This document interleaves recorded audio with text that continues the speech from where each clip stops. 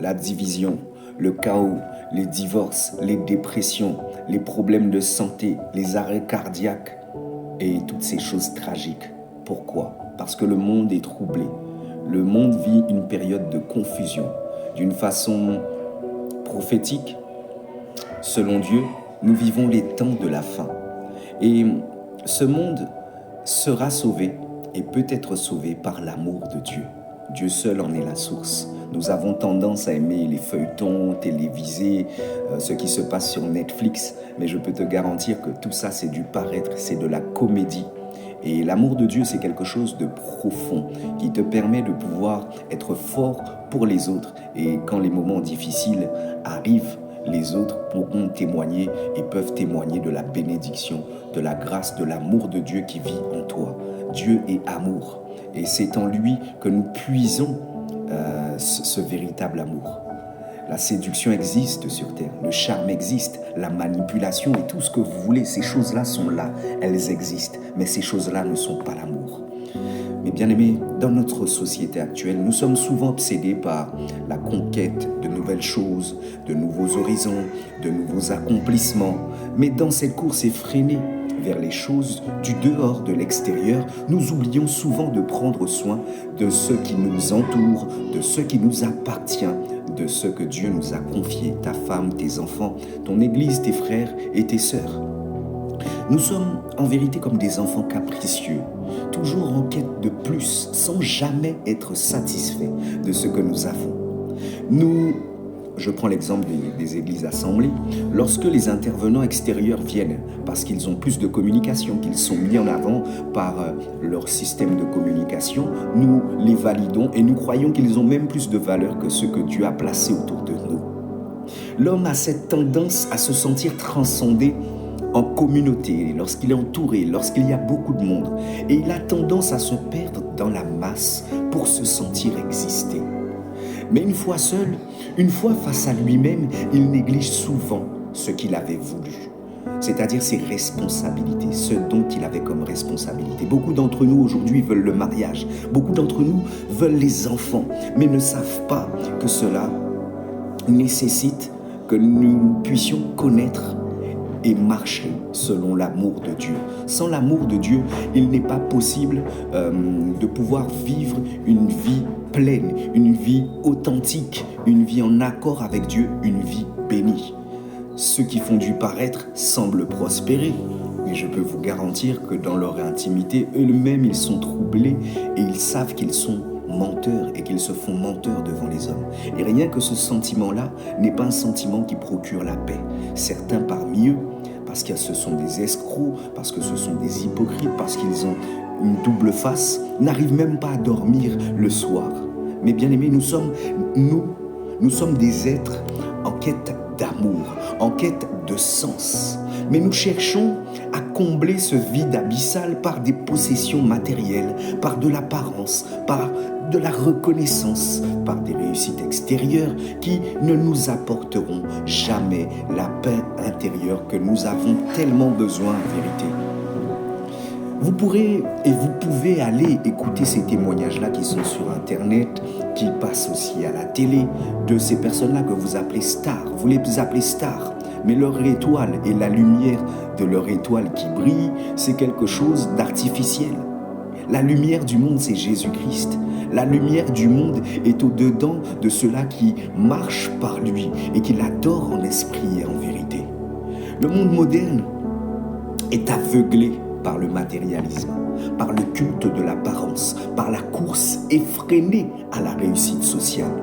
Nous sommes devenus des machines consuméristes, courant après l'argent et la survie d'un monde de paraître. Le système capitaliste, forcé de constater, dirige nos vies, nous transformant en un bétail docile, en des personnes vides et sans conscience, suivant le troupeau, sans jamais remettre en question le sens de leur existence.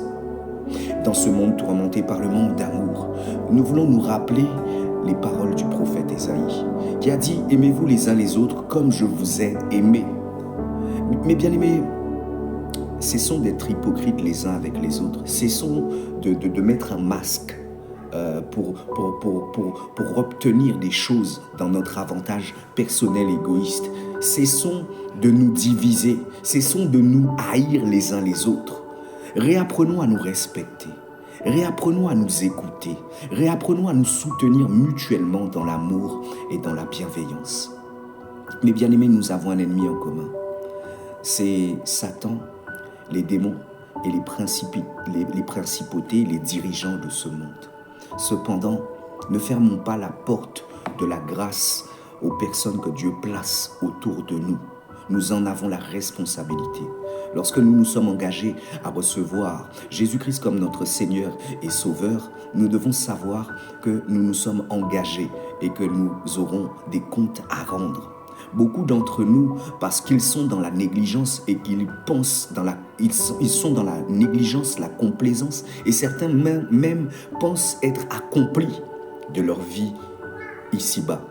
Or, l'accomplissement parfait de notre existence et de notre marche, c'est le salut et la vie éternelle aux côtés de notre Seigneur, lorsqu'il aura jugé cette terre et tous ceux et celles qui ont marché sans considérer ses voies, et même ceux qui se sont rebellés contre lui. Nous avons besoin de retrouver notre humanité, de nous élever au-dessus de nos instincts égoïstes et destructeurs.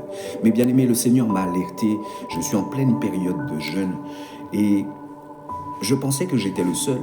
Mais il y a des grands serviteurs, enfin j'aime pas dire ce mot grand serviteur de Dieu, nous sommes tous serviteurs de Dieu, mais ce que vous appelez grands serviteurs de Dieu, ceux qui ont plus de visibilité sur les médias, ceux qui ont un staff technique, qui ont des grandes assemblées et qui les déploient un peu partout. Nous sommes, peu importe, sans distinction. Le Seigneur me faisait comprendre que nous avons le pouvoir de la vie. Il me rappelait, puisque nous connaissons tous ce verset, la vie et la mort sont au pouvoir de la langue. Nous avons le pouvoir de Dieu dedans de nous. Nous avons le Saint-Esprit de Dieu dedans de nous. Et ça, c'est pour donner vie à tous ceux-là qui nous entourent, à aller libérer tous ceux-là qui sont captifs de ce monde et du diable et des ténèbres de ce monde. C'est notre mission. Nous sommes là pour donner vie, pour contribuer à la vie dans le Seigneur. Et bien souvent, il n'y a pas, dans certaines situations, moi le premier, nous avons agi comme le monde. Nous avons été des constatateurs. Donc si nous avons été des constatateurs simples, c'est que nous avons été juges. Nous pouvons constater les choses. Mais nous, notre rôle, serviteur de Dieu, enfant de Dieu, c'est de pouvoir montrer la voie, de pouvoir ramener dans la voie de l'Éternel, de donner la solution tout simplement. Nous ne devons pas être comme ceux qui n'ont pas encore reçu Jésus-Christ, c'est-à-dire des personnes qui accablent, qui condamnent, qui donnent le bâton au diable pour détruire l'autre tout simplement. Ce n'est pas notre œuvre. Le Seigneur va juger. Et nous devons faire notre part. C'est tout ce que nous avons à faire. C'est tout ce qu'il nous est demandé. Il est temps pour nous de pouvoir réapprendre à aimer, à être aimé, à vivre en harmonie avec nos prochains et à vivre aussi avec notre environnement. Il est temps de pouvoir rétablir l'équilibre, de restaurer l'harmonie, de retrouver la joie, la voie de la paix, de l'amour véritable. Réveillons-nous avant qu'il ne soit trop tard. Vous voyez que le monde est en train de tendre vers sa fin.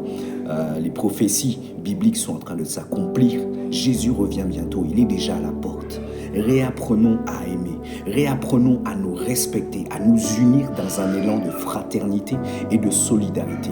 Le royaume de Dieu est saint et il n'y aura aucune forme de souillure qui rentrera dans son royaume. Tous ceux qui ont les robes tachées, c'est le moment. Sanctifions-nous.